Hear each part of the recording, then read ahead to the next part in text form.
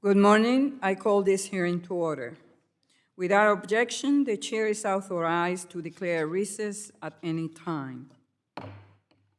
I want to thank everyone, especially our witnesses, for joining us today for our committee's hybrid hearing. I want to make sure to note some important requirements. Let me begin by saying that Standing House and committee rules and practice will continue to apply during hybrid proceedings. All members are reminded that they are expected to adhere to these standing rules, including decorum. During the covered period, as designated by the Speaker, the committee will operate in accordance with House Resolution 965 and the subsequent guidance from the Rules Committee in a manner that respects the rights of all members to participate. House regulations require members to be visible through a video connection throughout the proceeding, so please keep your cameras on. Also, if you have to participate in another proceeding, please exit this one and log back in later. In the event a member encounters technical issues that prevent them from being recognized from the questioning, I will move to the next available member of the same party and will recognize that member at the next appropriate time slot, provided they have returned to the proceeding. In the event a witness loses connectivity during testimony or questioning, I will preserve their time as staff address the technical issue. I may need to recess the proceedings to provide time for the witness to reconnect.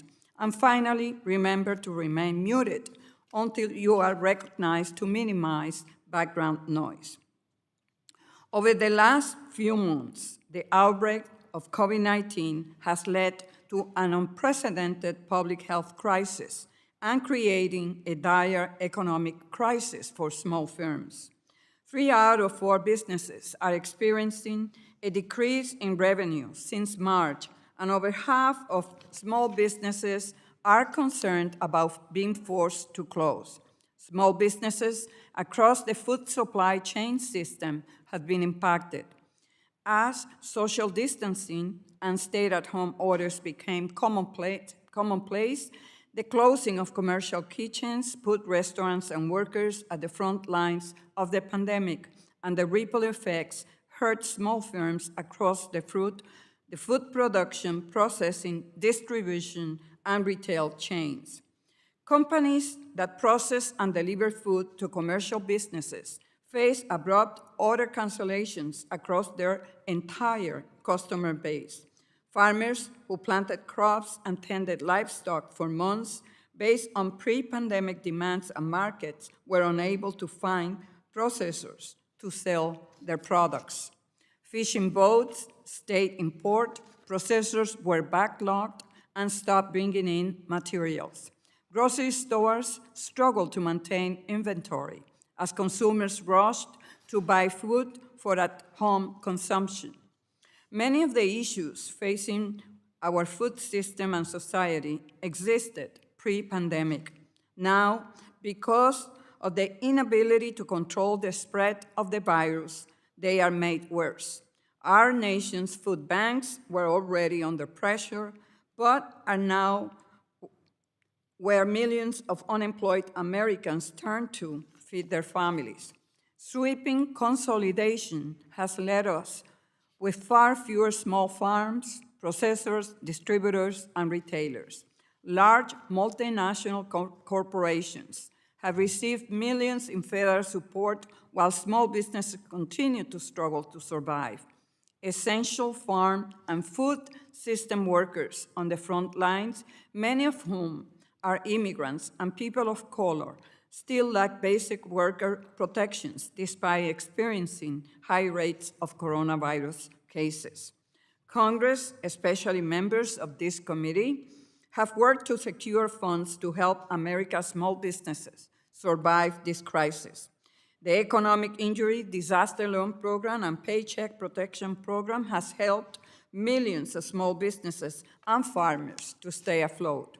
Along the way, we have tried to improve those programs, ensuring that minority business owners and rural business owners who often do not have relationships with national banks were being served by the PPP program and amending the IRO program so that small American farm businesses could access the program.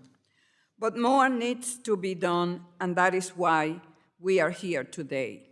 Yes, the PPP program greatly assisted 5 million businesses, but there are approximately 30 million small businesses in the US, and they continue to face an uncertain future.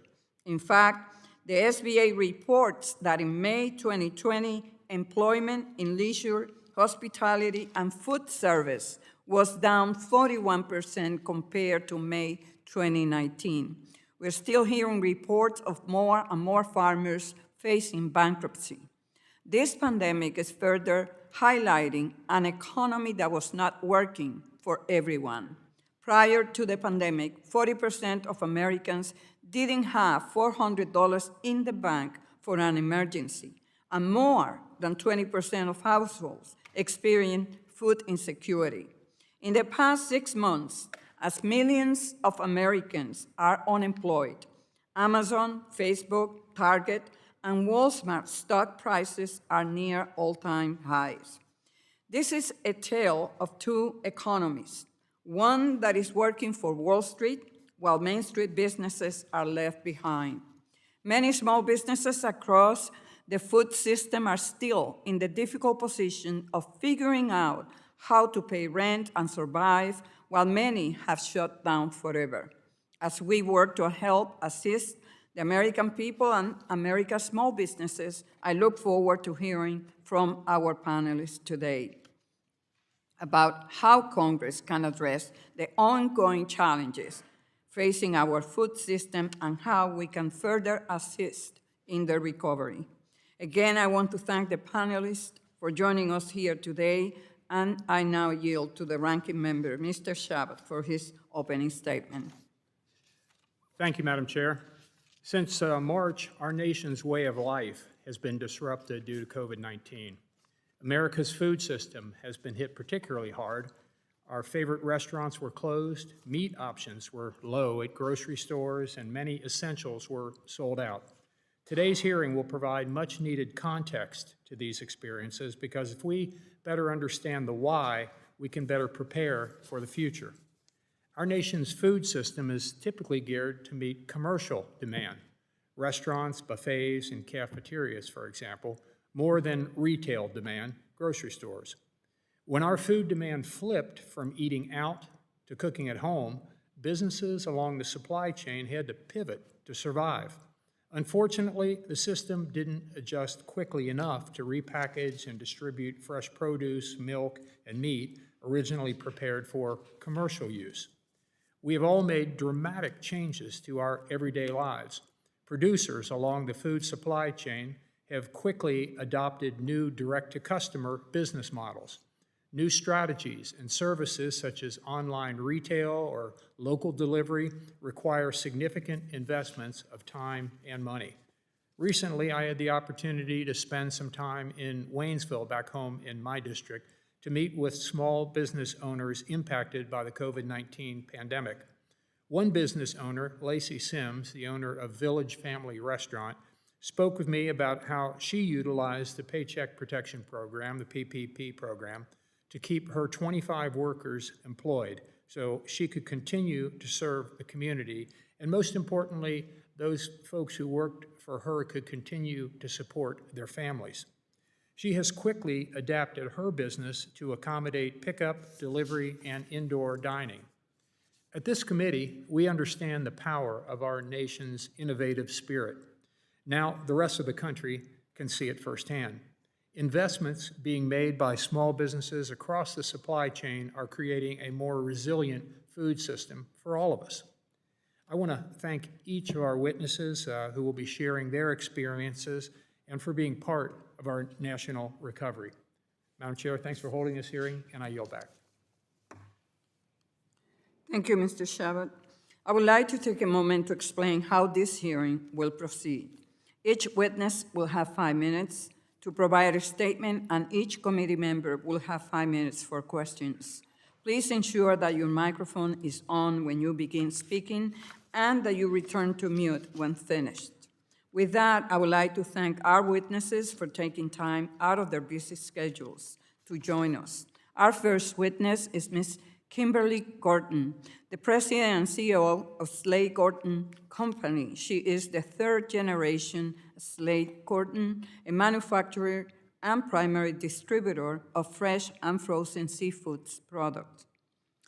Our second witness is Mr. Jimmy Wright, the president of Wright's Market, a family-owned independent grocery store that has been innovated in online and mobile shopping. Our third witness is Mr. Rob LaRue, the president of National Farmers Union, which represents family farmers and ranchers across the country. Finally, I would like to turn it over to the ranking member, Mr. Shabbat, to introduce our last witness.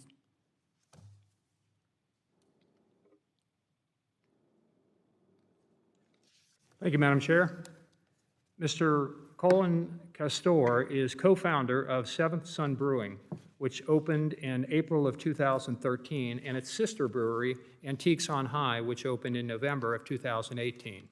He developed a passion for American craft beer, especially Ohio craft beer, while working in restaurants and bars across Columbus.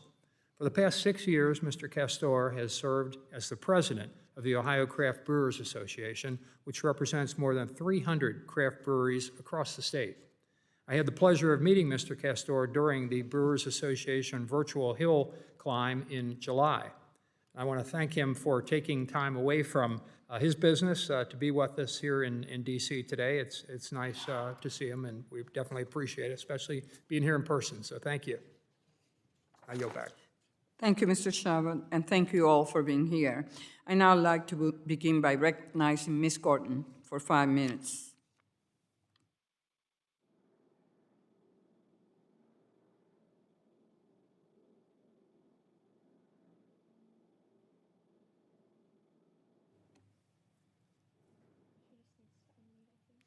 Ms. Gordon, you might need to unmute.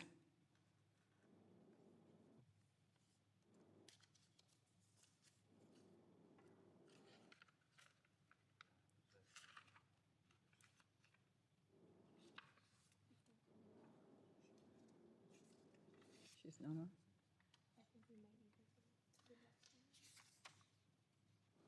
So, Ms. Gordon apparently is having some technical difficulties, so we are going to recognize Mr. Wright for 5 minutes. Good morning, Chairman Velasquez, Ranking Member Shabbat, and committee members. I am Jimmy Wright, the owner of Wright's Market, an independent grocery store located in Opelika, Alabama. It is an honor to share my experience as a single-store food retailer serving on the front lines of the COVID-19 pandemic. I'm testifying on behalf of the National Grocers Association, the trade association representing the independent supermarket industry. Wright's Market is a family-owned business that started as a small convenience store in 1973 and evolved to a 22,000 square foot full-service grocery store. Independent grocers like me are deeply rooted in the communities we serve. Our Mayor, Gary Fuller, has allowed me the opportunity to join you virtually from City Hall, a testament to the strong support we receive from our community leaders. To say 2020 has been a challenging year would be an understatement. Since mid-March, independent grocers have experienced sustained and historic levels of demand for grocery and household products.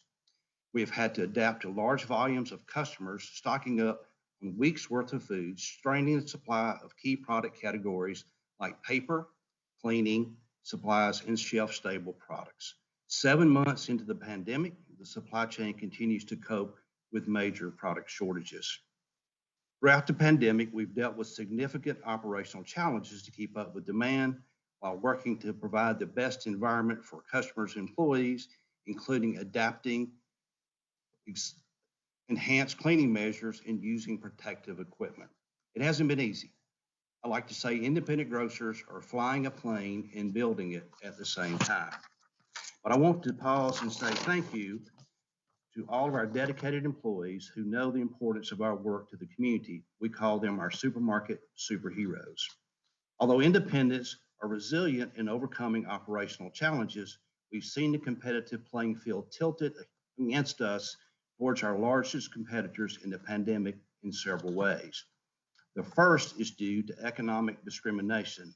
Inconsistent distribution and apparent shortages of high demand products is not just a symptom of the current crisis, it's a direct result of a lack of antitrust enforcement and the dominance of power buyers in the marketplace. Dominant retailers use their size and scale to impose discriminatory conditions on manufacturers and suppliers in a way that disadvantages smaller independents, which impedes our ability to compete. For decades, independent grocers haven't had access to pricing, promotions, and packaging deals that are provided to larger firms. Since March, these problems have worsened as power buyers use their market power to demand prioritization to distribution of high demand products. I've lost access to both popular products and promotional pricing, as I've watched my big box competitors continue to sell all products unavailable to me. This has made us much less attractive to customers seeking one-stop shopping in the pandemic. The effect of buyer power is not only felt by small grocers, but it harms consumers that live in rural areas serviced by independents. We need strong enforcement of U.S. antitrust laws to ensure our ability to compete for the benefit of all Americans. The second competitive issue is our limited ability to sell products to SNAP customers online. The pandemic has accelerated e-commerce, a trend we saw coming. Rights Market launched our e-commerce service, Right to You, in 2016.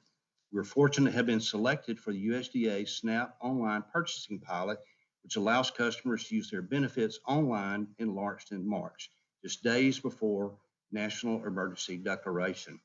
Unfortunately, the technical barriers and cost of participating in SNAP Online make it difficult for small retailers, and must also work through an extensive application and testing process. My store remains the only single store operator to launch. Meanwhile, Amazon and Walmart have expanded their SNAP Online program almost nationwide. Independents need a quicker approval process, less technical barriers, and lower implementation costs to compete. A level playing field is critical to preserving a thriving and vibrant independent grocery sector. I appreciate your attention to my concerns. Thank you for the privilege to testify today. I look forward to addressing your. Thank you, Mr. Bright. And now we recognize Ms. Gordon for 5 minutes.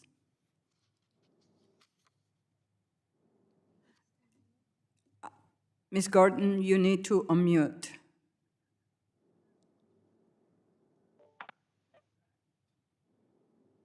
Thank you, Chairwoman Velasquez, Ranking Member Shabbat, and distinguished members of the Small Business Committee. I am President and CEO of Slade Gorton and Company. I am pleased to have the opportunity to appear before the committee today to discuss how the seafood supply chain has been impacted by the COVID-19 pandemic. Slade Gorton is a third-generation family business based in Boston. We are one of America's largest seafood processors and distributors and are proud of our record of supplying hundreds of millions of healthy and safe seafood meals to American families for over 90 years.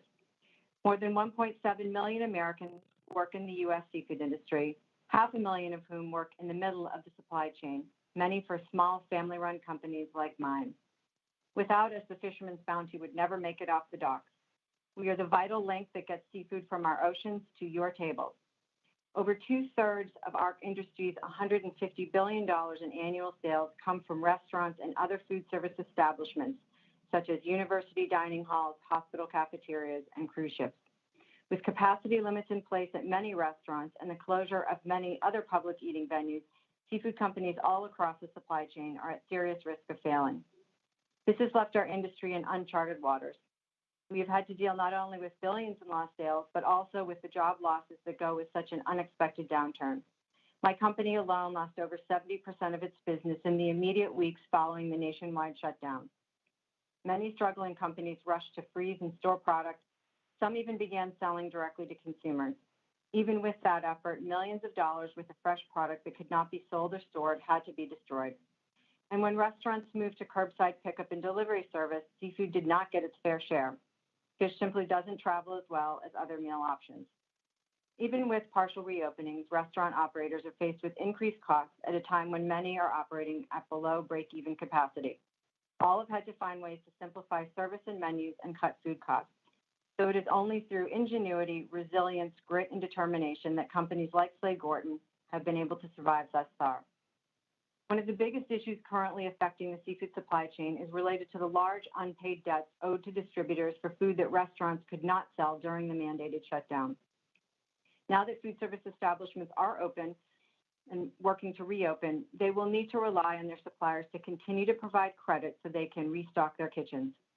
We are now faced with choosing to extend further credit at some risk or abandoning what are in many cases decades-long customer relationships. My company has chosen to stick by our customers because without them, we have no future. We estimate that the seafood industry has about $2.2 billion in outstanding bad debt, in addition to the estimated $10 billion of bad debt for the larger food service community. This is not something that can be absorbed by small business. We need help to fix this. While my company was fortunate enough to receive a PPP loan, which has certainly helped us to rehire furloughed employees and keep them on board thus far, I'm afraid these funds will not be enough to sustain small businesses through what is a much longer economic recovery than we imagined early on. If we are going to help the economy get back on track, we need to help small businesses survive this pandemic. Current figures suggest that 25% of all restaurants in the United States have closed forever. It is imperative that Congress pass another stimulus bill to include expanding the scope of expenditures that qualify for forgiveness.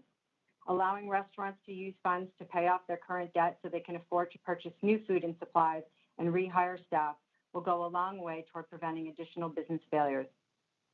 Additionally, restaurants, retailers, and all businesses along the seafood value chain are now faced with increased costs associated with frequent sanitizing, new employee training regimens, retrofitting processing lines, retail spaces, and restaurant dining rooms, and providing PPE for employees.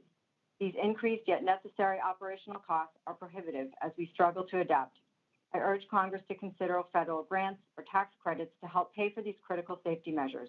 Ultimately, jumpstarting the economy requires continued support for those businesses who drive 80% of our GDP, small businesses. The seafood supply chain is a complex one, but one that helps ensure every American has access to this healthy and sustainable protein. We need our government to recognize the seafood community as the broad and diverse system we are. I implore you to act now in support of small business, seafood businesses, and our industry's lifeblood, restaurants.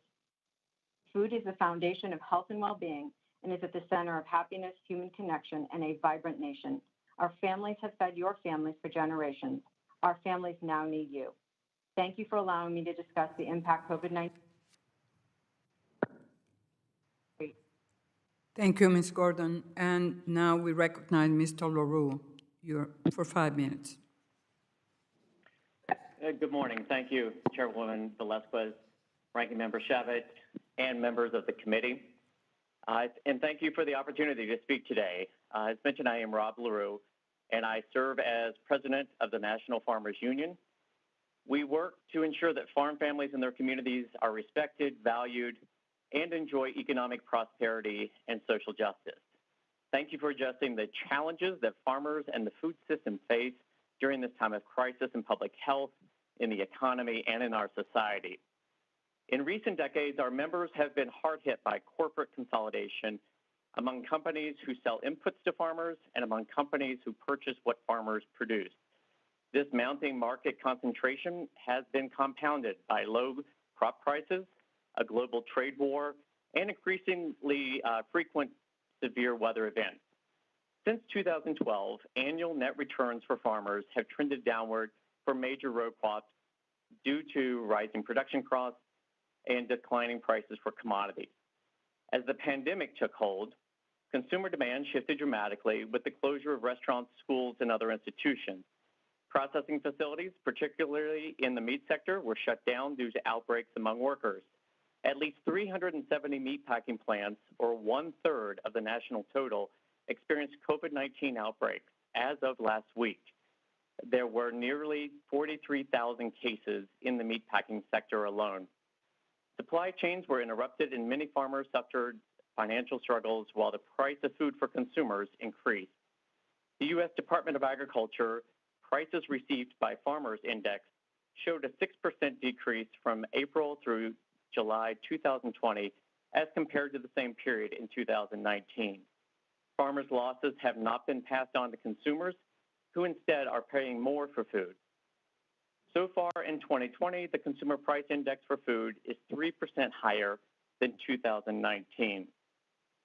As supply chains adjusted to new consumer demand patterns and processing facilities have largely reopened, problems linger for the farm and food system. The price of corn has been severely affected by falling demand for ethanol, as 43% of corn grown in the U.S. is used for biofuel production. Stay-at-home orders kept Americans off the road, and fuel consumption dropped sharply, costing the ethanol industry $10 billion in sales. To make matters worse, EPA's broad allowance of small refinery exemptions and an unwillingness to permit higher blends of ethanol have further eroded corn prices.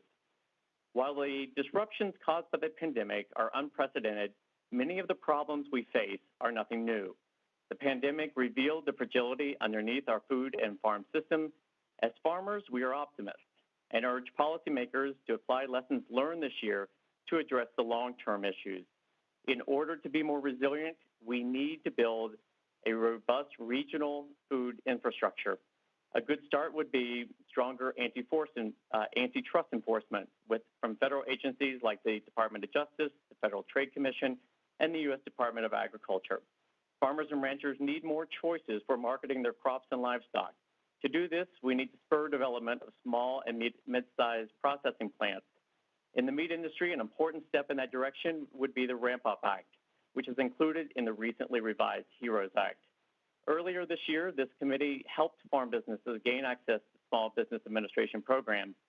A lingering barrier to access PPP is the requirement to show positive net income, because more than half of farms have negative income in recent years. NFU supports H.R. 7175, the Paycheck Protection for Producers Act, which would allow farmers with net negative income in 2019 to qualify for the program using gross income instead. Lastly, pandemic aid efforts have helped farmers withstand the current crisis, but future efforts should focus on policy changes to address the causes rather than simply the symptoms of a broken farm economy. One way to do this is through a cost-effective supply management system for farm commodities that would balance production with consumer demand. Thank you for this opportunity to address the committee, and I welcome your questions. Thank you, Mr. LaRue. And now we recognize Mr. Castor for 5 minutes. Chairwoman Velasquez, Ranking Member Shabbat, and members of the committee, thank you for your statements to begin this, and thank you for asking me here to testify today. My name is Colin Castor, and I am founder of Seventh Son Brewing Company in Antiques on High, located in Columbus, Ohio. I also serve as board president of the Ohio Craft Brewers Association, representing 351 breweries in the Buckeye State. Seventh Son has been producing beers since 2013. In the past 7 years, we have watched our business grow to 2 locations, around $5 million in sales, and around 70 employees. I've always been proud of the fact that for every new job created in beer, there are 24 jobs generated in the industries that help us to brew and sell our beer. Unfortunately, this goes both ways. According to a recent report by the economic firm John Dunham & Associates, 651,000 jobs supported by the U.S. beer industry will be lost by the end of the year due to COVID-19. Prior to the coronavirus changing our world, Seventh Son sold our beer through tap rooms, restaurants, bars, and retailers throughout Ohio. The uncertainty over the past 6 months has made it extremely difficult to continue to run this business. Summer is the busiest time for most breweries, and in Ohio, we're limited to around 40% of our normal capacity and have had a 10 p.m. curfew imposed since May on alcohol sales. Some states have guidelines that have actually made it impossible to operate on-premise tasting rooms, and many would welcome federal guidance and consistency to help with these issues. The majority of breweries in the United States make the majority of their revenue from tap rooms and tasting room sales. Estimates by the Brewers Association suggest that small brewers have seen on-premise sales revenues go down 30% since March. Most breweries get their wholesale revenue from on-premise sales to restaurants, bars, and concert venues, which have been severely restricted over the past 6 months. These outlets sold nearly 20% of the total U.S. beer volume annually. Their closures resulted in an estimated $900 million worth of beer that will need to be destroyed. Data from September shows draft sales still around a third lower than this point last year. At Seventh Son, we have our own canning line and some existing relationships that helped us to absorb most of this on-premise volume loss. On March 16th, we began a home delivery business and carry-out sales model out of our shuttered tap rooms. These measures were a lifeline, but our head is very much still barely above water. We completed a $5 million expansion in 2018 and have a wonderful facility, but also the debt to go with it. When we sell a can of beer to our distributor, we get $5 less than when we sell that same can of beer out of our tap room. We built our expansion for future wholesale growth, but taproom revenue is absolutely essential to support it. I'm sure you've seen the headlines referencing increased alcohol sales. Those increases must be offset against the massive decline in sales at on-premise channels. The size of the overall pie has not shifted, even as the individual slices appear different. Even with those increases that we've seen in off-premise, the brewing industry is expected to lose $22 billion in 2020. In addition, the increased demand for cans, both in and outside of our industry, has caused an aluminum can shortage in the US. Another issue that we have seen during the pandemic is that many ethanol plants that captured commercial CO2 were taken offline. Though production partially has ramped back up, our industry still sees signs of a shortage caused by natural disasters and unexpected closures. For our industry to survive, breweries need certainty, and we need financial assistance. Please pass the bipartisan Craft Beverage Modernization Tax Reform Act and make the current federal excise tax rates permanent. If the current tax rates expire, my federal excise tax rates will go up 100% starting in January. This would cost me $25,000, which essentially costs me an employee. We appreciate Congress's swift action at the beginning of the pandemic with the CARES Act. It resulted in thousands of breweries receiving money from the Payroll Protection Program. I would very likely not be here had it not been for the $359,000 that we received. The program wasn't perfect, but we can ensure its success by forgiving all of the PPP loans of less than $150,000 to small business, adding additional funds to this program, and allowing businesses that can show revenue losses to apply for another loan. Give us the ability to write off the funds that were used as business expenses as well, and allow 501c6s, like the Ohio Craft Brew Association, the ability to apply for PPP loans. Our guild has helped us more than double the number of breweries in Ohio in the past 5 years, helping to create more than 21,000 jobs. In conclusion, I feel strongly that Seventh Son needs another round of PPP to survive the impacts of COVID-19, but please also consider passing the Restaurants Act and Restart Act, both of which would provide small breweries with grants rather than debt and allow us more flexibility in how we use those funds. We also encourage Congress to consider a credit for unmerchantable goods that had to be destroyed due to supply chain interruptions caused by the virus. For the past decade, the United States brewing industry has been a success story in American manufacturing and job creation. We need your help to weather this pandemic and continue to grow and thrive. Thank you very much for your time.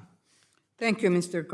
Castor, and we appreciate all you have shared with us. Let me begin by recognizing myself for 5 minutes, and I would like to start off with my first question to Mr. Wright. The census just reported that 1 in 10 adults do not have enough food to eat, and 27% of households with children are food insecure. As we strive to ensure that hungry people have access to food during this pandemic, why are there so few small retailers approved by the administration for online SNAP purchases? We appreciate the opportunity to be included in that pilot. I think there are several things that make that a challenge for the smaller retailers. Certainly one is the technical aspect of navigating that to be able to get set up from a small retailer standpoint, their costs with setting the system up, their cost to processing part of that, overall assistance that are needed from a retailer to understand the program. We have already experienced in our launch, and we launched in 1 week before the pandemic buying started. We recognized in our launch already that there is an education process we need to go through to be able to inform the customers of how to use the program. We would advocate for the SNAP Online Options Act, I believe it's HR 7535, be able to own our retailers to expand online options. In our own area, what we look at is the ability to deliver to rural areas around us. So it's a technical process to work through, an application process to work through. We were very fortunate.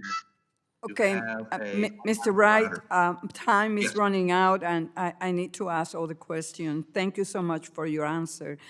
Mr. LaRue, I recently introduced the Mobilizing Restaurants in America Act so that SNAP recipients can gain access to food and while also supporting struggling restaurants.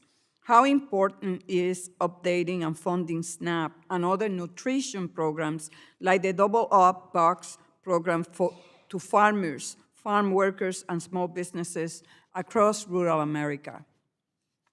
Oh, it's absolutely essential, and we appreciate your leadership in this area. SNAP remains the most efficient way to address food insecurity out there. So as we look at ways to further bring resilience in that delivery, we've certainly seen a lot of hiccups with the pandemic, ways to pivot, if you will, to make sure that SNAP and ultimately good quality food is available from farmers and connect that to consumers, including and especially those in food insecurity. So it is vital, and all of the programs along with that, you mentioned the Double Up Box, et cetera, and USDA programs to connect farmers to those consumers, all of those issues are critically important. Thank you. Ms. Gordon, restaurants and small firms across the supply chain are continuing to struggle, and that has resulted in issues for food processors and distributors. PPP assisted many in your industry, including yourself. What other steps do you recommend that Congress take and the Small Business Administration so that we could address the challenges that you're still facing?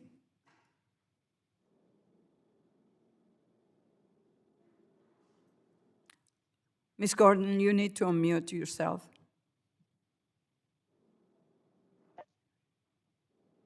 Thank you, Chairwoman.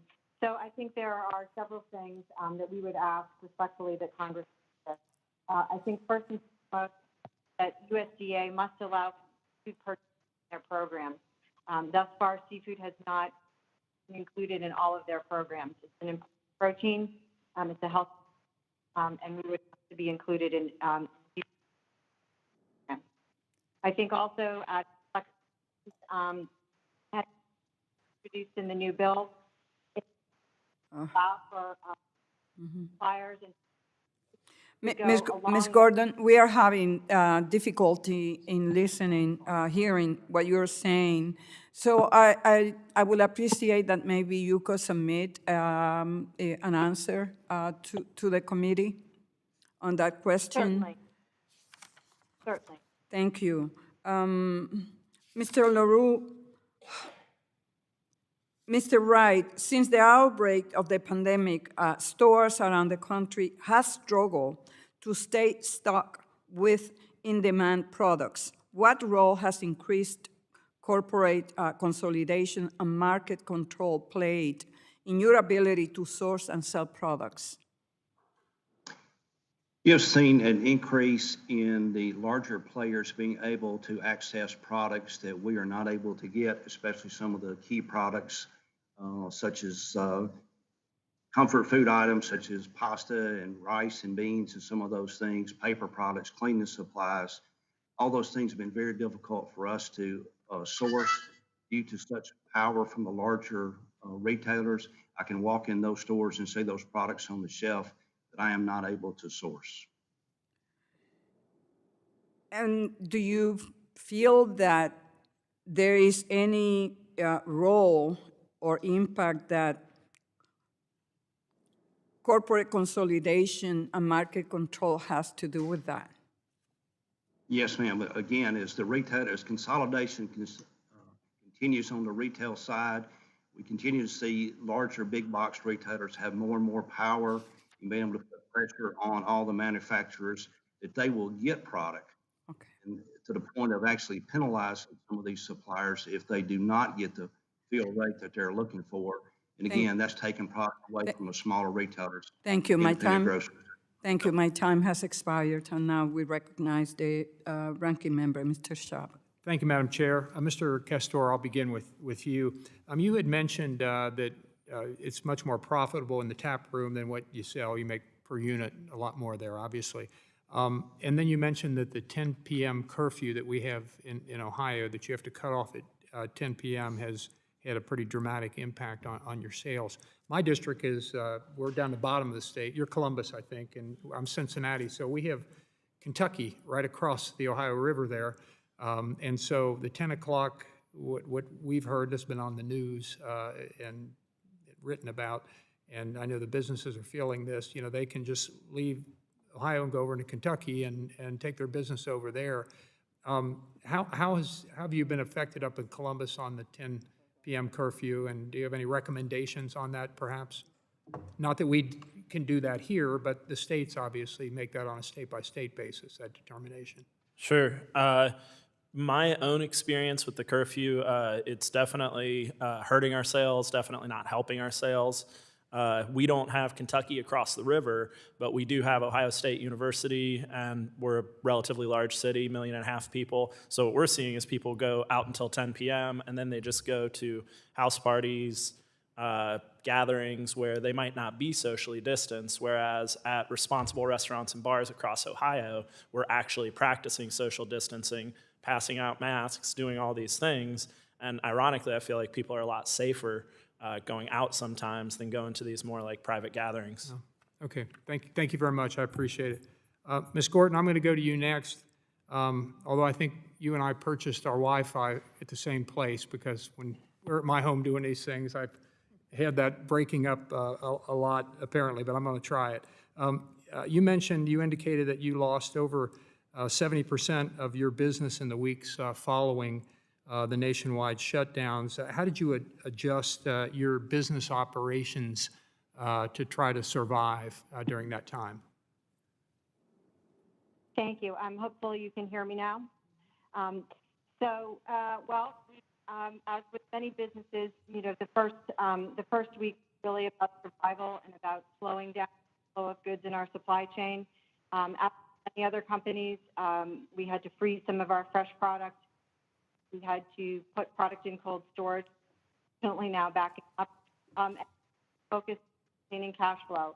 We worked very closely with our customers to make sure that we could continue to support in that still operational. We worked very closely with our suppliers to be able to extend. And first and foremost, our primary focus was keeping our employees safe. And that really required in our plants making sure that we implemented additional measures. We've invested in new technology. We've invested in a tremendous amount of PPE and in training to make sure that our workers are safe. We could continue to process seafood. Very fortunate, and that we have had no disruption in our own operations during this. I do understand, though, that a number of other seafood processors disruption in their business. I think particularly some of the processors in Alaska who rely on a tremendous amount of seasonal workers. We're having a lot of workers and put them up in hotels for 14 days prior to. Thank you. Obviously, Thank you. I'm going to try to get one more question in my time. I've got a little over a minute to go. So, Mr. Wright, I'll go to you next. How have you adjusted your inventory as we continue to deal with the coronavirus restrictions? Has that changed over time? You know, how have you handled that to try to stay maybe not profitable, but you know, to survive? From the supply side, we've just had to expand on items that we could source, and our suppliers have had to look for sources we traditionally would not, be buying product from. In my own case, we actually end up with all the toilet paper shortages that were there. We actually end up sourcing some toilet paper from a factory in Mexico in order to be able to have some product to sell. We've, a lot of the brands and major selling items we cannot get back to the large power buyers. But if there's a regional item or something, we were able to. The big issue with us was fresh meat. That was the one that really was critical to us because such a large portion of our business. And again, that's evident consolidation in that industry and the challenges that were made on the supply side when the pandemic hit and so many of those places closed. Thank you very much. Madam Chair, my time's expired. I yield back. The gentleman yields back. Now we recognize the gentle lady from Iowa, Ms. Finkenauer, Chairwoman of the Subcommittee on Rural Development, Agriculture, Trade, and Entrepreneurship. Thank you, Madam Chair, and thank you for holding this hearing today. Obviously, this is a huge issue that we're still dealing with in the middle of this pandemic, and it's something that has hit close to home in my district in particular. So my question is to Mr. LaRue. So in Iowa, workers in my state and in my district lost their lives as a result of COVID-19 outbreaks in large meat processing plants. Not only, obviously, was this devastating for the communities and the families where these processors are among the biggest employers, it created disastrous consequences for our food supply chain, especially for our livestock and poultry producers.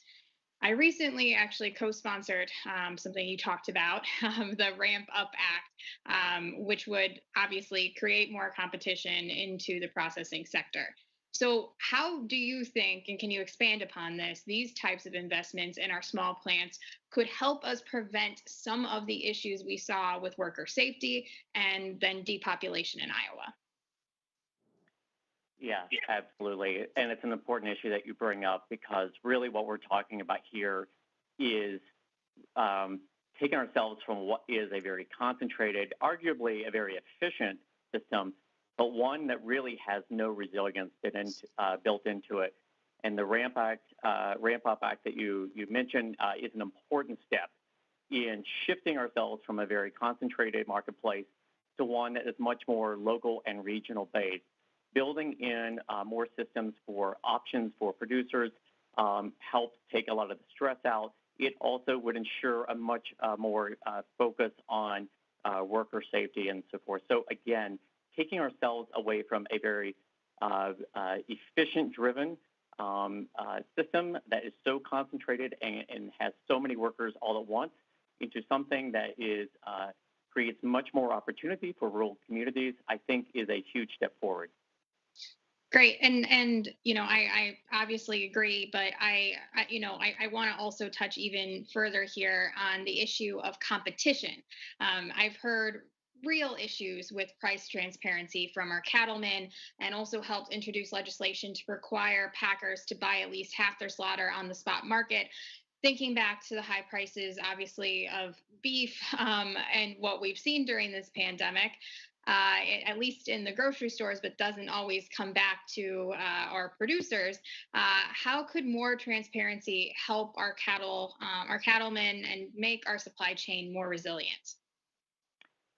You touch on another key piece of this, right? Not only do we have a huge concentration, we have four beef companies controlling over 80% of the beef market. We have just 50 meat plants out there that manage 98% of the processing. It's incredible concentration. But the other piece of this is that we don't have a true cash market price out there. And so for these small business owners, these independent family farmers and ranchers, they have no way to truly understand where the market is. There are a slew of lawsuits going on right now related to price manipulation in the meat industry. And I think this is another key component of that. So measures such as the one that you referenced and that our members are actively advocating for up on Capitol Hill would be an important piece of reestablishing a true operating market. And certainly a key piece of that is price discovery. And so more information will be better. Well, thank you, Mr. LaRue. And I know, obviously these issues have always been important, right? But now going through this pandemic, and I've seen this now through many different issues, whether it's access to broadband and needs for that. Going through a pandemic, these issues are really heightened and underscored in a number of ways. And these are just things we've got to get right, and we've got to get right fast, because especially when it comes to our supply chain, when it comes to making sure our agricultural community is not we just cannot take it for granted. It's really great for your expertise, and thank you for your testimony today as well. Thank you. And with that, I yield back, Madam Chair. The gentle lady yields back, and now we recognize Mr. Balderson from Ohio, ranking member of the Subcommittee on Innovation and Workforce Development, for 5 minutes. Thank you, Madam Chair, and Mr. Castor, thank you for being here. I'm one of the 3 representatives, along with Congressman Stivers and Congresswoman Beatty, that represent Central Ohio, so it's great to see you here, and I know your establishment, so thank you. In your testimony, you mentioned 3 major efforts Congress needs to undertake in order to help small business brewers such as yourself. These 3 issues being passage of H.R. 1175, the Craft Beverage Modernization and Tax Reform Act, specific adjustments to PPP and other SBA loan programs, and a tax credit for perishable goods that had to be destroyed due to supply chain disruptions. As a co-sponsor of H.R. 1175, the Craft Beverage Modernization and Tax Reform Act, I am hopeful we can pass this bill and provide you with this tax relief. I would like to ask you about your comment about a tax credit for perishable goods. How did your business account for the loss of perishable goods prior to COVID? Thank you.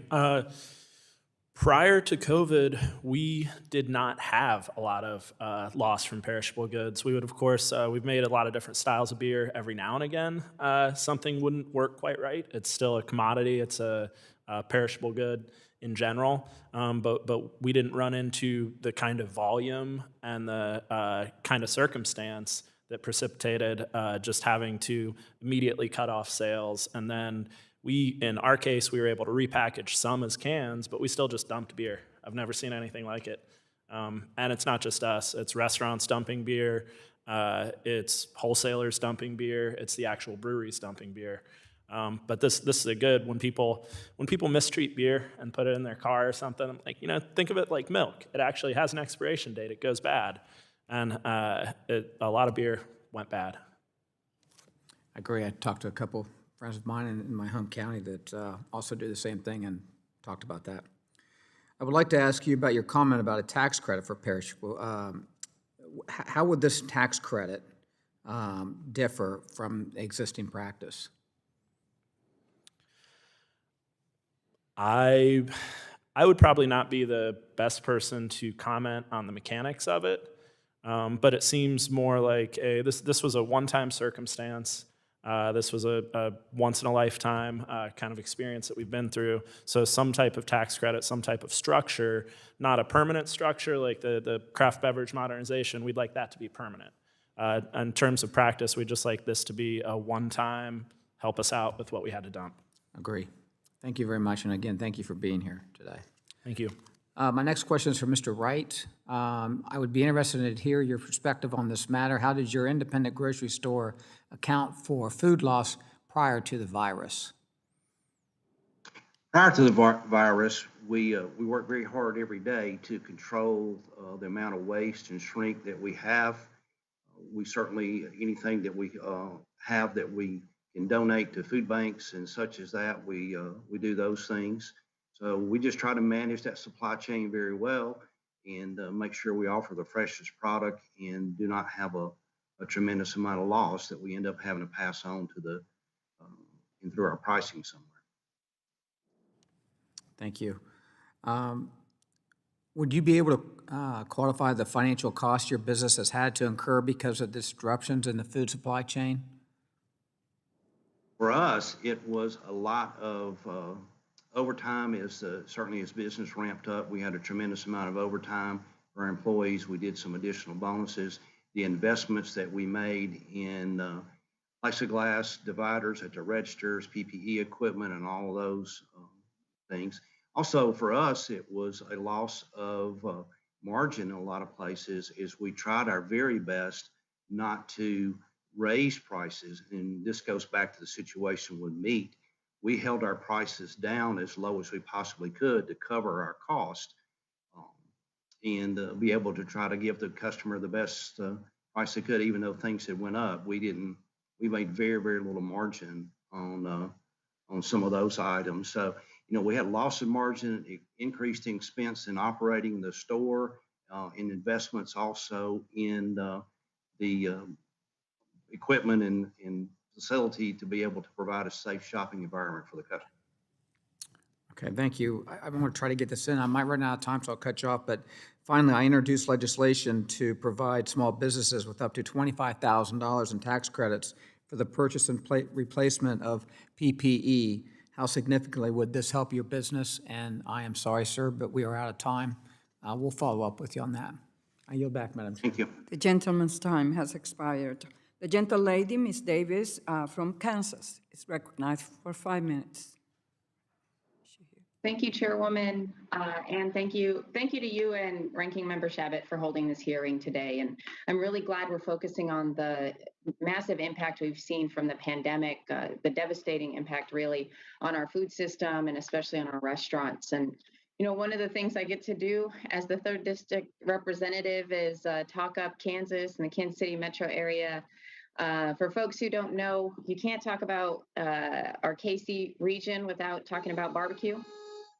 And, you know, this is everything from Joe's KC to Jones Barbecue and Slaps and so many others that are really not just part of the culture of the place, but are huge economic drivers, and they're often small businesses. And we know restaurants across the country are facing enormous challenges, and we've seen so many inspiring examples of folks who are stepping up and doing everything they can.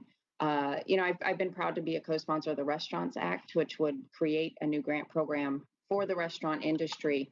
And right now, we are seeing the far-reaching impacts, and that's on the restaurants and the suppliers. So, Ms. Gordon, I wanted to ask you first, if you could, in your testimony, you had mentioned the difficult situation that you're facing as a supplier of some of your as your customers try to reopen and need additional credit. Could you talk a little bit about the on that position that you're in, that your customers are in, and how you've been addressing it?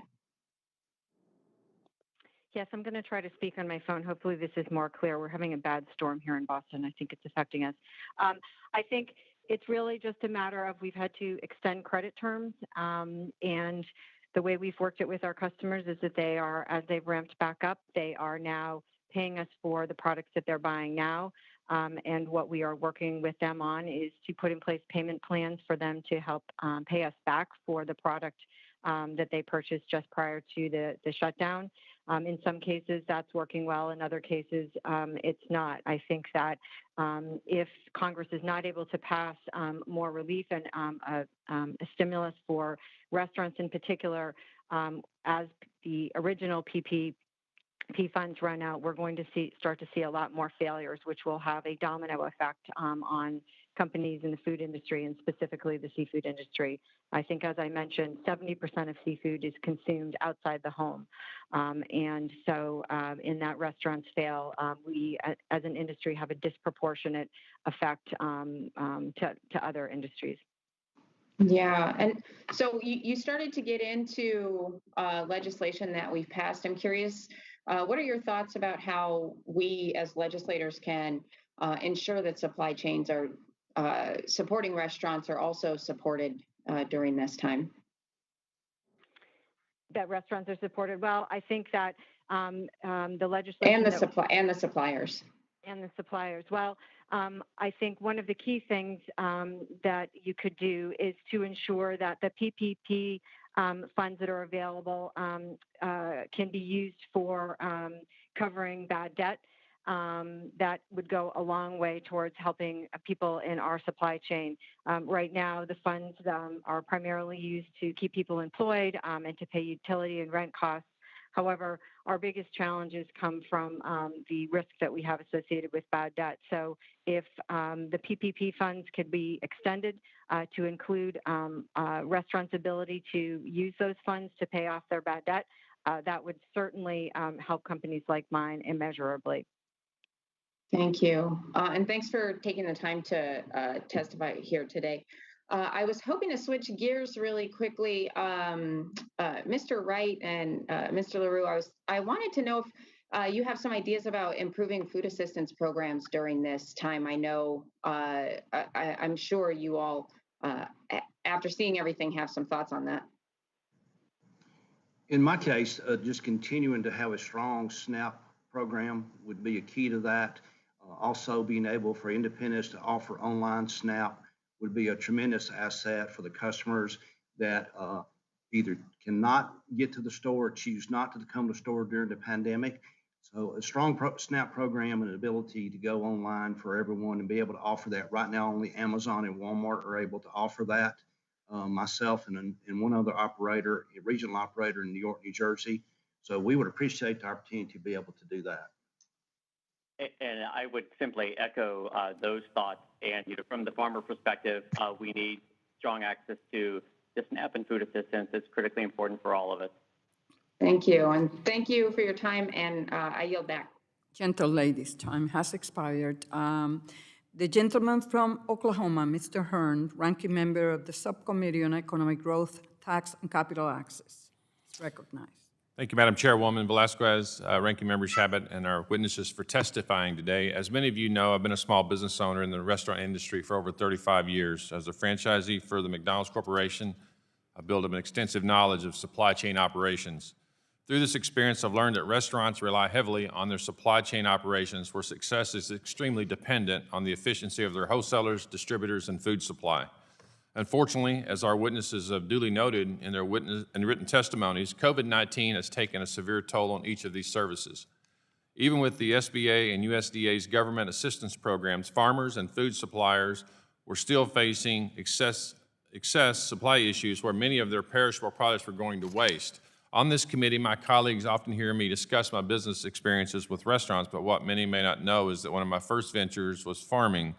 I built and ran a successful hog farming operation and also formerly worked on numerous poultry farms for Tyson Foods.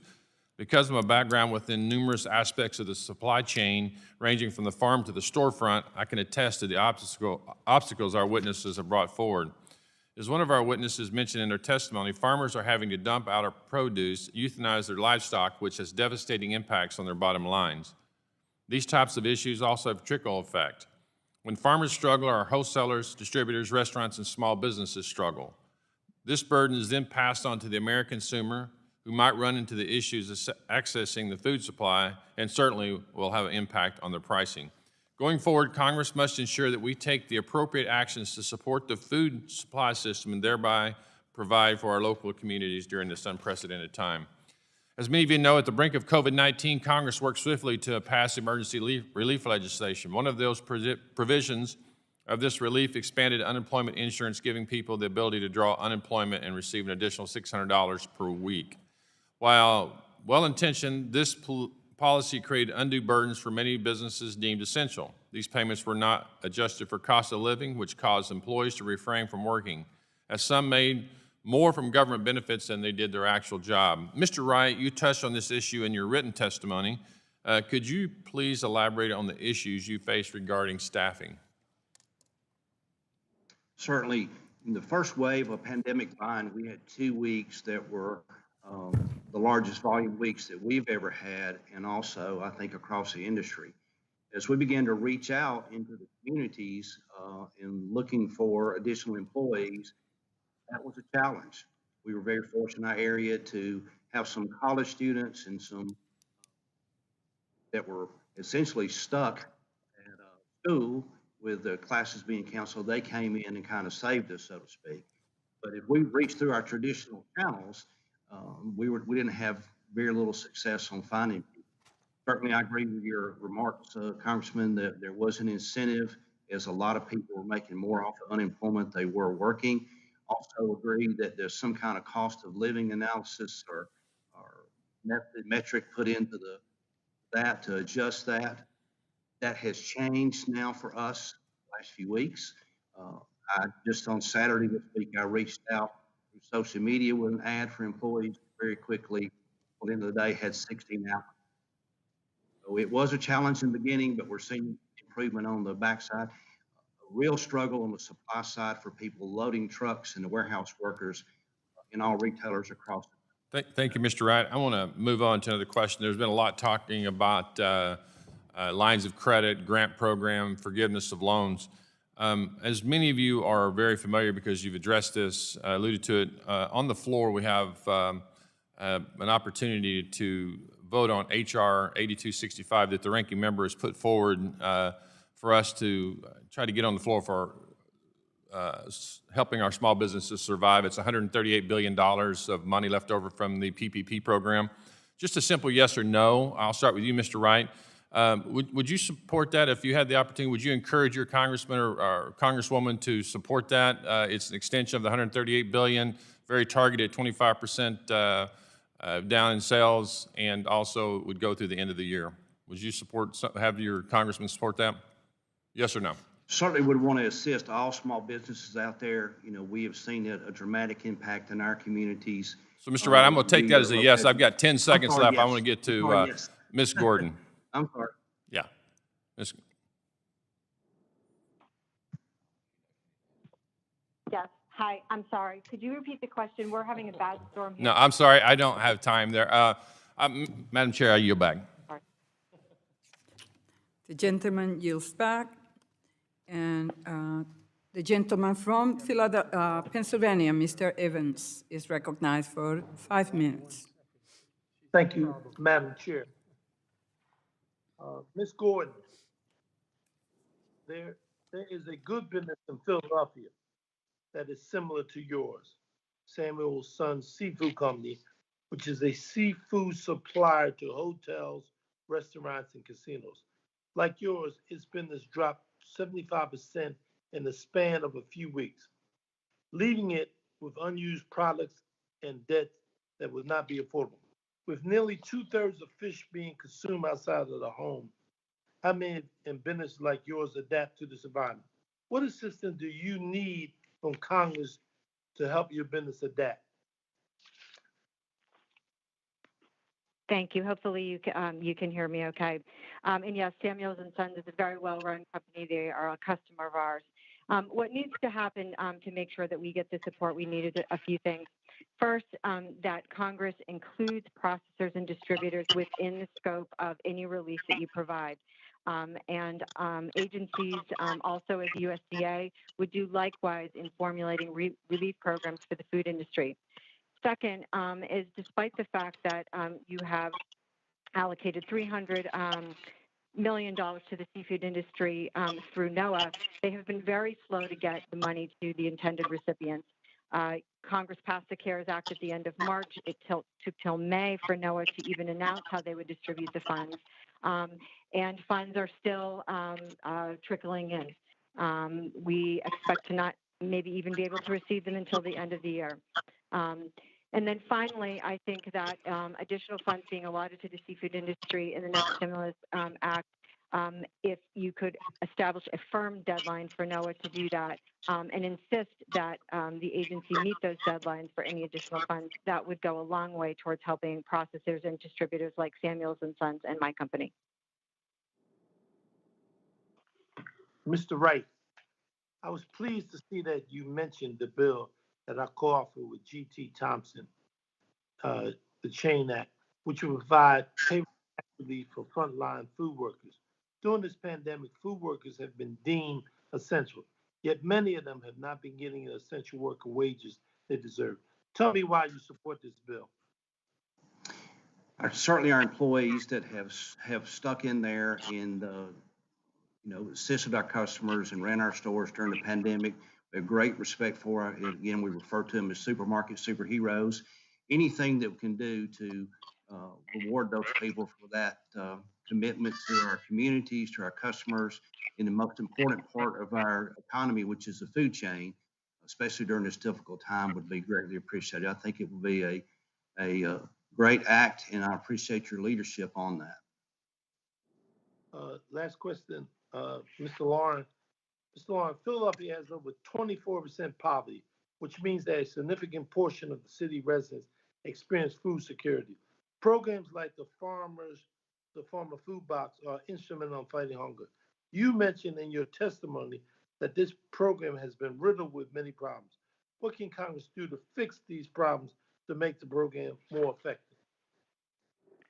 Yeah, I appreciate that. And it's an important issue, right? Being able to connect those growers of good quality food like your Pennsylvania farmers, to consumers and making those connections.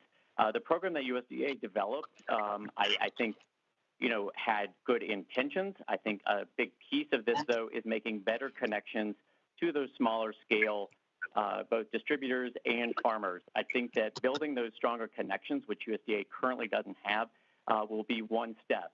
But also recognizing, as we've stated before here, is recognizing the efficiency and benefit of SNAP itself and ways to continue to improve not just with this program, but also SNAP and other ways to continue to build these connections to those who are food insecure. It's an important issue. Thank you. I yield back to balance my time. The gentleman yields back, and now we recognize Mr. Bishop, gentleman from North Carolina, for 5 minutes.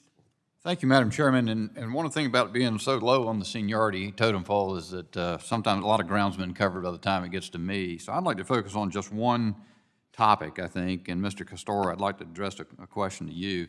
I was minded in your exchange with Mr. Alderson and your testimony that or reminded of a fellow named Spiro Kaltsunis, who runs a great little family restaurant in Monroe, North Carolina called Hilltop. And he told me shortly after he was required by order of the governor of North Carolina to shut down that he had a dead loss of $75,000 of perishable goods in his inventory.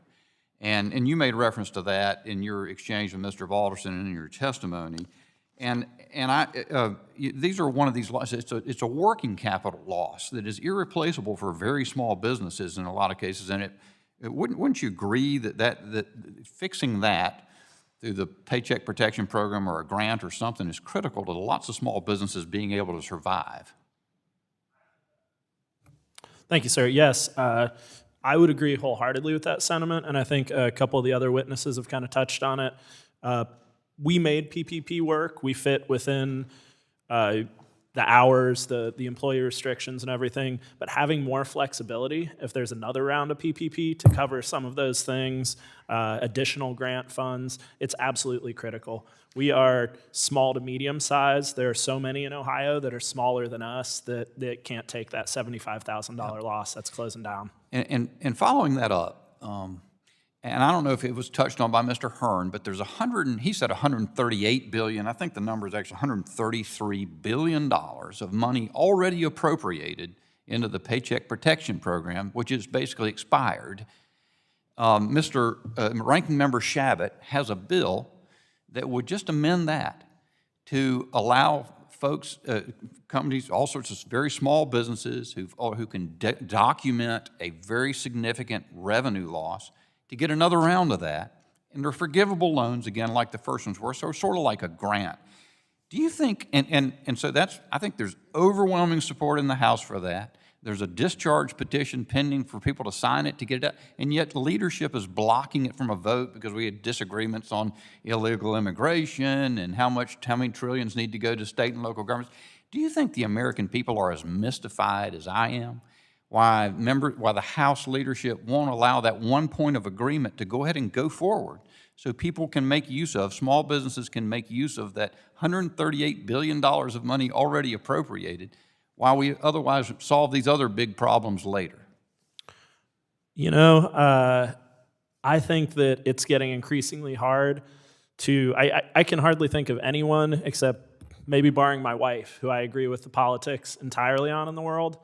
And it is, I'm dumbfounded a lot that we can't focus more on the things that we do agree on and the things that we do need to do, and this falls into that category.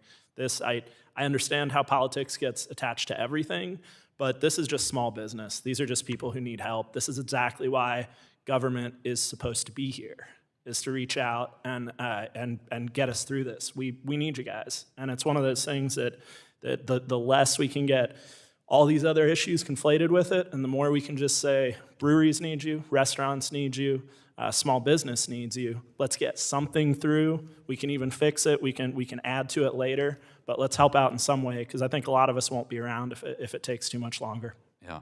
Thank you, Mr. Castor. As somebody who's new up here, I don't understand it either. And interesting, we've got one more opportunity this week before we're gone for October to fix that one little problem and make an enormous difference in the lives of all these small businesses out there that are struggling to survive and all the employees who depend on them. With that, Madam Chairman, Ranking Member Shabbat, I yield back. Thank you. The gentleman yields back. Mr. Castor, what would you prefer? Debt financing or more grants? I would prefer all of the above, actually. In terms of how I think debt financing works for some people in some situations, I think that grants obviously work for some people in most every situation. Right. But we need dollars, we need options, and we need the... Because in the CARES Act that we passed back in May, is sitting in the Senate side, that includes grants. And the reforms to make those loans more, to provide more access to those businesses that were left behind, that didn't have an opportunity to access those loans in the first and second tranche that we passed. So it's a matter of fairness that is not included in the ranking member's legislation, but is included in the CARES Act, in the HEROES Act, plus the new bill that we just introduced this week. And now we recognize the gentleman from Illinois, Mr. Schneider, for 5 minutes. Thank you, Madam Chairwoman, and I want to, in particular, thank the witnesses today for sharing your story. You represent the millions of small businesses across our country who are struggling in this crisis. The pandemic has affected every aspect of your business, their business, and in no small part, the impact on our supply chains has been devastating. And I also want to thank the committee and always the committee staff for working through the challenges to allow us to have this hearing to talk about this important issue. Later today, the House is going to be voting on a bill I introduced, a bipartisan piece of legislation, again, the example of us coming together, working together. It's called the COVID Prepare Act. The idea behind the bill is fairly straightforward. As we face the pandemic, as we have struggled, and so many small businesses have struggled through the spring and the summer, just scraping by to make ends meet, we need to know that all aspects of our federal government have a plan for the expected rise in cases and new challenges we will face in the fall and into the winter. So the COVID Prepare Act would require each agency to present to Congress their plan so the American people will have transparency and confidence that their government is working on their behalf. As our witnesses can attest, a critical aspect of this is supply chain, and every stakeholder within the food supply chain in particular has had to adapt to the new reality. Like all small businesses, they've had to be nimble and figure out how to make a square peg fit into a round hole by switching from indoor dining to a focus on carryout, shifting from a delivery model as direct to consumer, or the myriad other ways that they relied on their own creativity simply to stay afloat. But these small businesses and millions of others around the country should not have to be on their own, standing alone. And that is what has been so deeply frustrating about this pandemic, the federal government not stepping up to this challenge to provide industries with the necessary guidance for safely operating in this pandemic and finding a way through to the other side. We all know that small businesses will need additional financial assistance. As we just talked about a moment ago, the question of whether it is loans or grants is an important question. Businesses are already on the edge of financial ruin. Many are closing their doors permanently. That's why the assistance we're providing in the HEROES Act is so important, and the revamped version of that bill introduced this week has to come to the floor for a vote and ultimately go to the Senate. But we also know that we need guidance to get through and operate safely in this new environment. So let me start with you, Mr. LaRue, if that's okay.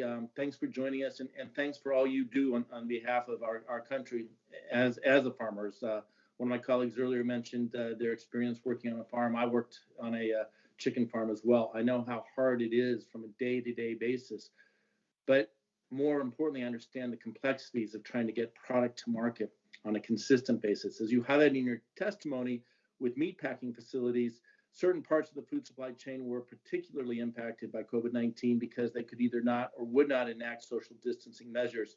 And if they could, it had a severe impact on capacity. Looking forward to the fall and the winter, what guidance can federal government provide from USDA, OSHA, and other federal agencies that would help agricultural producers maintain capacity while incorporating the best practices in social distancing? Thank you, and thank you for the question there. One of the first things I think that bears repeating here is the need to build more resilience into the system, which I think will be beneficial to from the farm level, actually through the food chain itself, and particularly for farm workers and for those food workers who have been severely impacted. So building that resilience involves a couple of things. First of all, it's trying to remove some of the level of concentration that is currently there, which involves antitrust enforcement. It is also supporting the ability for small and very small processing plants right now to be able to get their inspection to a level that they have more markets available. Currently, it's cost prohibitive for those small and very small plants to be able to meet a level of inspection that allows them to ship interstate.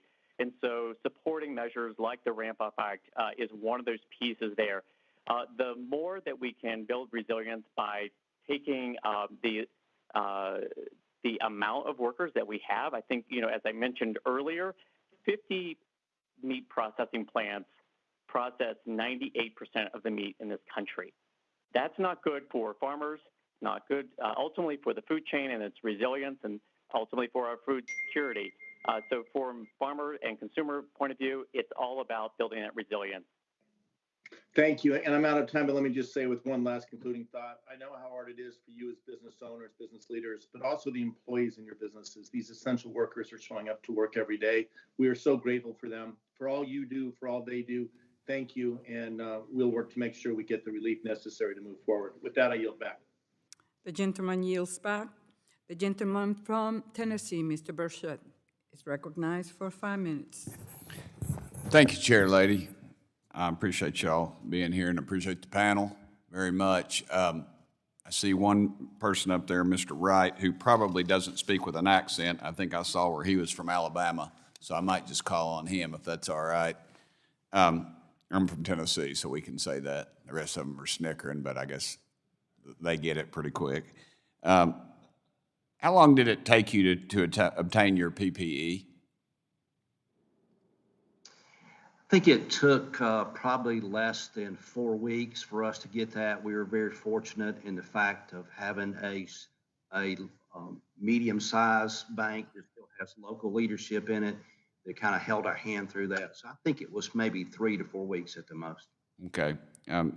You're quoted in your testimony as saying that you doubled the rate of pay for our employees early in the pandemic and provided bonuses and overtime pay as the pandemic wore on. Have your employees returned to their pre-pandemic wages? What we did on that is that we paid an extra week of pay for the first month and the second month, and then we transferred that over to a percentage of their pay. Everyone has returned to the same level of pay, continued to put some stuff out there time to time, but I chose to go the bonus route with that extra week of pay. Right, okay. Has the $600 per pay and unemployment compensation affected your store's workforce? Early on, we saw the challenges with that as we tried to reach out. And again, we were fortunate to find some college students from Auburn that we were able to employ on a short-term basis. That has improved now in the last few weeks, reaching out. So initially, it was an issue. Great. Mr. LaRue, let me ask you a question. Can you walk us through a farmer's decision-making process when faced with supply chain shocks?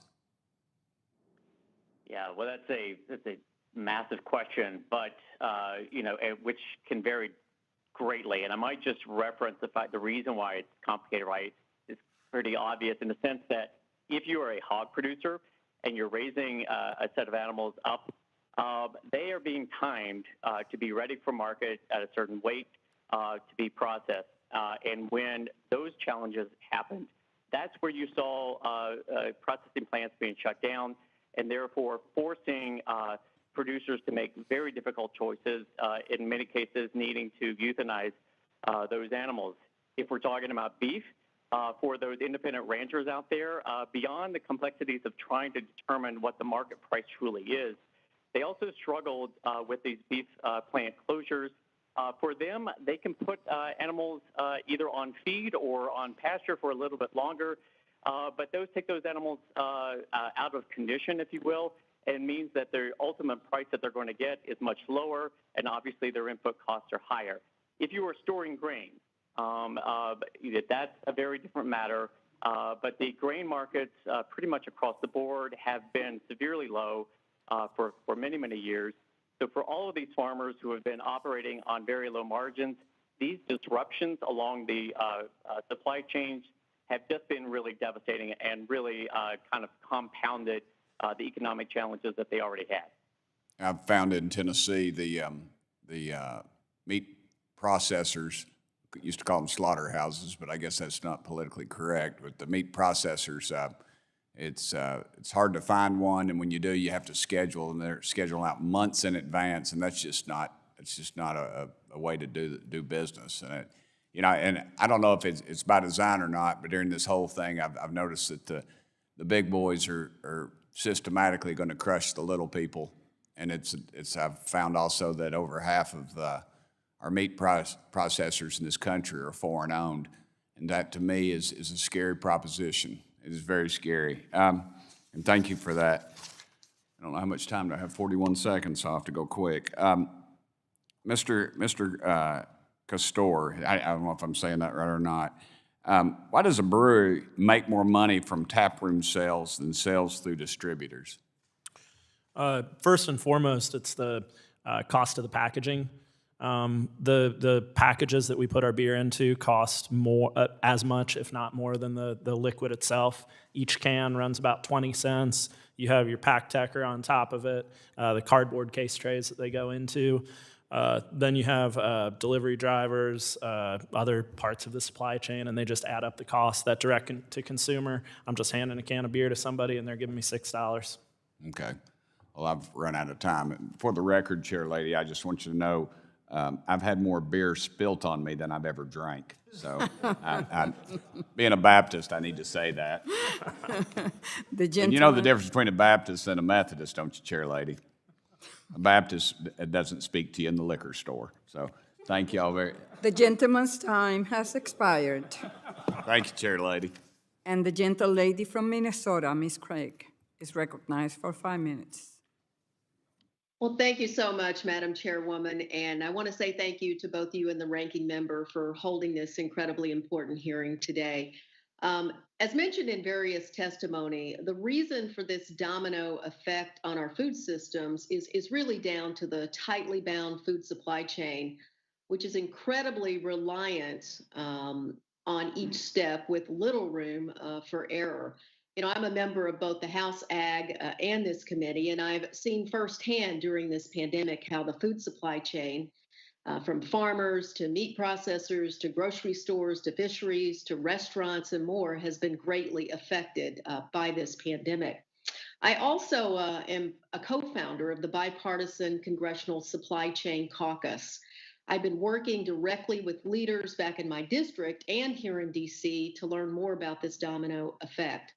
One industry that is a piece of the food supply chain, and that I know we have in all of our districts, are these local independent restaurants. The independent restaurant industry continues to suffer as more are forced to close their doors, and now in places like Minnesota, they're forced to figure out how they're going to stay afloat when they lose that outdoor seating. It's pretty cold in Minnesota, and it's impossible to sit outdoors in the winter. So I have two questions related to restaurants. The first for Ms. Gorton, and the second for Mr. LaRue. Mr. LaRue, it's great to see you. I'll get my questions out of the way, and then I'll ask each of you to answer those afterward. Ms. Gorton, you spoke about the trouble restaurants are in your testimony. Can you speak to how giving restaurants, as proposed by the updated HEROES Act, which contains $120 billion for payroll and other expenses would help your business, restaurants, and the overall health of the food supply chain. And then second, Mr. LaRue, I've heard extensively from farmers in my district that programs to connect with local schools and restaurants would be beneficial. Obviously, I'm right there with Ms. Finkenauer with the Ramp Up Act.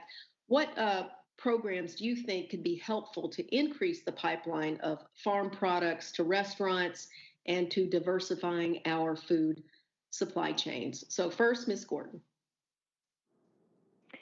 Thank you. The recently updated HEROES Act does a lot to address the plight of restaurants, allowing for more flexibility for the forgiveness of debt payments to us, their suppliers, and for forgivability of the cost of supplies. And so this certainly goes a long way towards sort of the reverse domino effect. If we can help the ultimate restaurants, that's going to flow back up the supply chain. It's going to unstick product from being backed up in the supply chain. It's going to allow us as suppliers to your constituents and their independent restaurants to continue to extend credit and provide food as they ramp up and try to fill up their pantries again.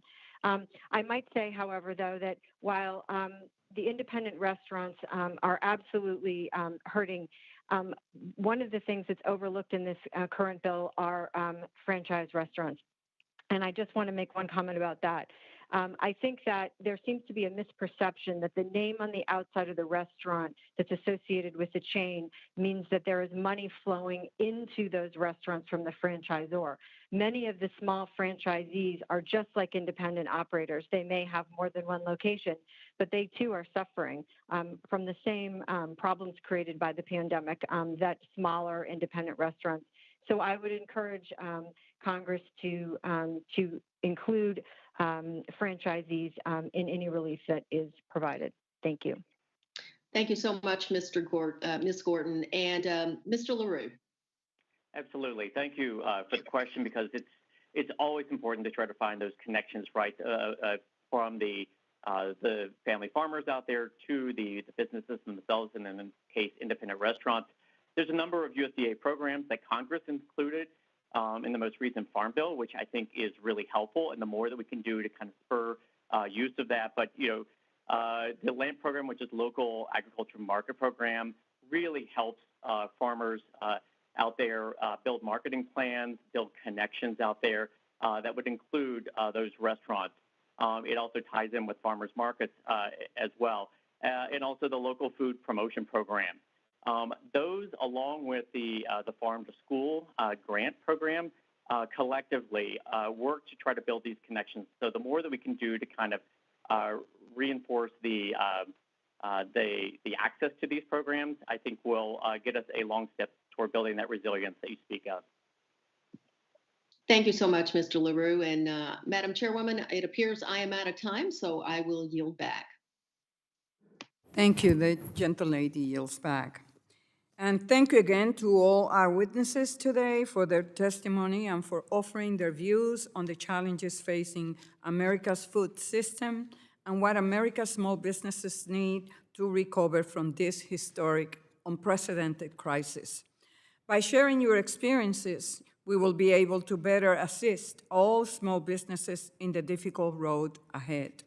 Even though I'm proud of both the PPP and EIDL programs, we must continue to work to find other ways to assist our country's small food businesses, from restaurants and grocery stores to farms and processors, so that they and their workers can continue to ensure that the rest of us can have access to food, whether from a store, a restaurant, a farmer's market, or a food pantry. I ask unanimous consent that members have 5 legislative days to submit statements and supporting materials for the record. Without objection, so ordered, and if there's no further business before this committee, we are adjourned.